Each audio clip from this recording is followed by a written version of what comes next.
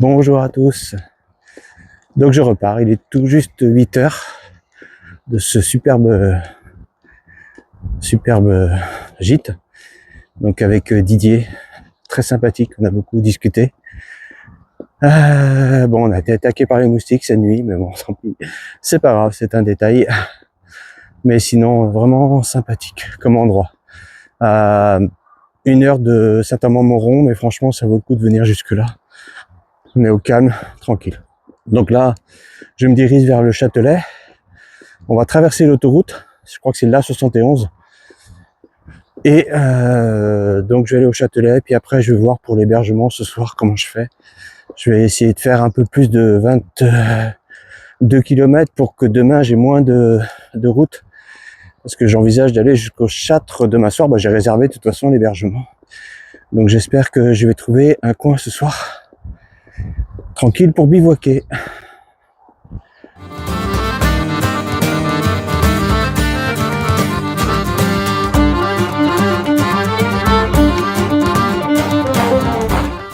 C'est reparti après une petite pause de une bonne demi-heure sur un banc tranquille. Manger quelques fruits secs et puis bu un peu d'eau. C'est reparti direction le Châtelet. Il me reste une bonne dizaine de kilomètres pour y arriver.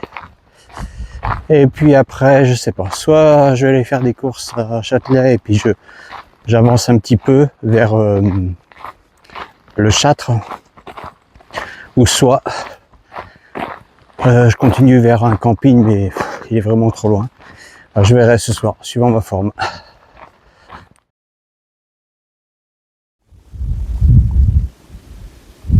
Petite pause repas en lisière de forêt. Je vais manger des pâtes, goût de saucisson. Après, donc, je vais aller au Châtelet, qui est à environ 2 km, là c'est pas très loin. Je vais faire des courses et puis je vais continuer.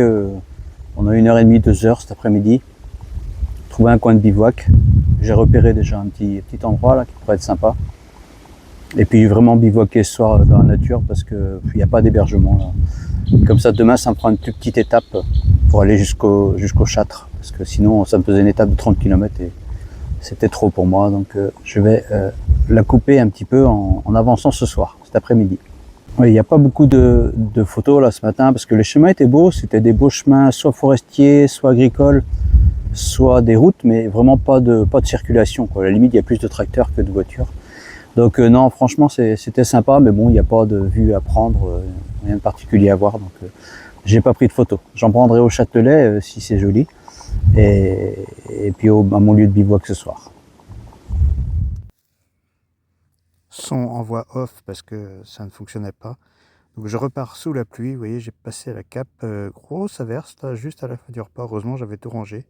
J'ai juste eu le temps de la sortir. Et donc j'y vais parce que je suis pas très loin du Châtelet. Donc je vais voir si ça se calme ou pas. Mais a priori, il pleut pas. J'ai regardé les météos, il pleut pas.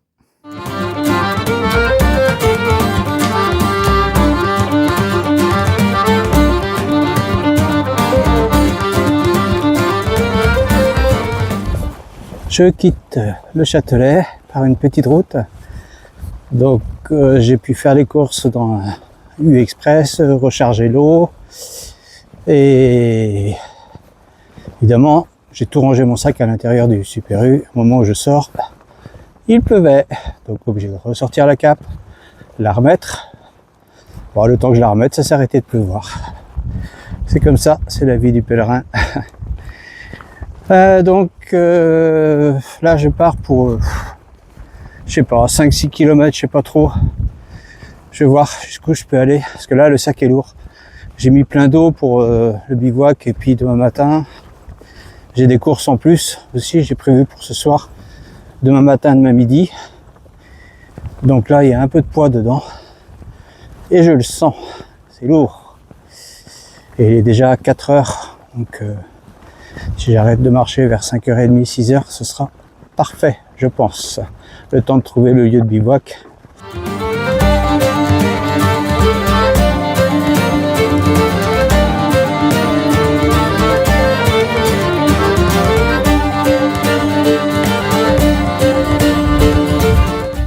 Alors, comme j'avais pas trop de photos aujourd'hui et de vidéos, pour alimenter la vidéo, je fais un petit point bivouac. Alors rapide, j'ai rien préparé, donc excusez-moi s'il y a des choses que j'oublie. Donc déjà, la tente, vous essayez de la poser sur du plat. L'entrée du côté opposé au vis-à-vis, le plus possible, c'est mieux. Donc attention au vent aussi, vous voyez là elle gonfle, il faut que je mette les haubans sur les côtés, sinon ça va s'enlever pendant la nuit.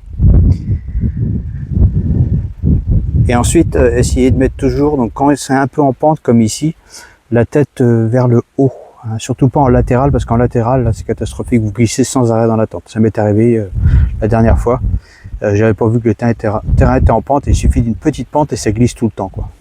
Voilà. Donc autrement, la tente, comment je l'organise?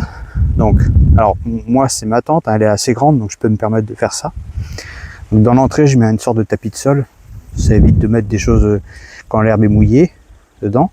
Ensuite, je mets les chaussures dans le haut-vent, vous voyez ici, avec le petit réchaud derrière, parce que je réutilise le lendemain matin, donc je ne range pas le soir. Et la vaisselle à côté, donc là j'ai pu la laver, il y avait un point d'eau, donc sinon des fois je la mets à l'intérieur. Et donc à l'intérieur, donc je mets bien sûr le sac de couchage côté proche de la porte. Au fond, je mets les habits que je remets le lendemain. Après, je mets la nourriture. Après, je mets mes habits secs.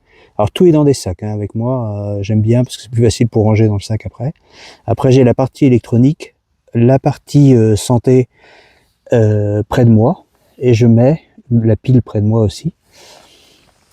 Et au fond, je mets mon sac. Donc dans ma tente, elle est longue, donc je peux faire ça. Ce qui me fait un oreiller, je peux relever ma tête et mettre mes affaires, ma veste. Par exemple, s'il pleut la nuit pour aller aux toilettes, je peux mettre rapidement ma veste, elle est près de moi. Et donc mon sac est au fond. Je laisse pas dans l'entrée de la tente parce qu'il risque de mouiller, j'aimerais pas trop ça. Donc voilà. Je leur fais un petit tour.